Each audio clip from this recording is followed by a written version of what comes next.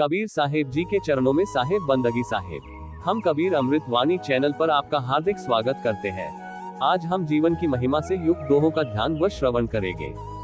प्रथम दोहा इस प्रकार से है। शब्द विचारी जो चले, गुरुमुख होए निहाल, काम क्रोध व्यापई नहीं, कबू न ग्रासै काल। इस दोहे का अर्थ इस प्रकार है।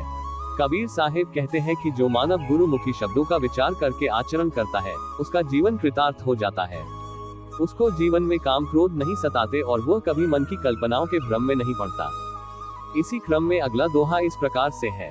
जब लग आस शरीर की, मृतक हुआ न जाए, काया माया मन तजय, चौड़े रहा बजाए। इस दोहे का अर्थ इस प्रकार है।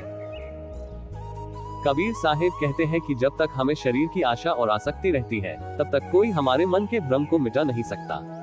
इसलिए शरीर का मोह और मन की वासना को मिटाकर ही मानव को सत्संग रूपी मैदान में विराजना चाहिए। इसी क्रम में अगला दोहा इस प्रकार से है। कबीर मृतक देखकर, मति धरो विश्वास, कबहु जागे भूत है, करे पीड़ का नाश। इस दोहे का अर्थ इस प्रकार है। कबीर साहेब कहते हैं, साधक मन को शांत देखकर निडर मत हो, अन्यथा वह तुम्हारे परमार्थ में मिलकर जागृत होगा और तुम्हें प्रपंच में डालकर पतित करेगा। इसी क्रम में अगला दोहा इस प्रकार से है। अजहो तेरा सब मिटे, जो जग माने हार, घर में झजरा होत है, सो घर डारो जार। इस दोहे का अर्थ इस प्रकार है। कबीर साहेब कहते हैं कि आज भी तेरा संकट मिट सकता है यदि संसार से हार मानकर निरभिमानी हो जाओ। तुम्हारे अंधकार रूपी घर में जो काम क्रोध आदि का झगड़ा हो रहा है, उसे ज्ञान की अग्नि से जला डालो।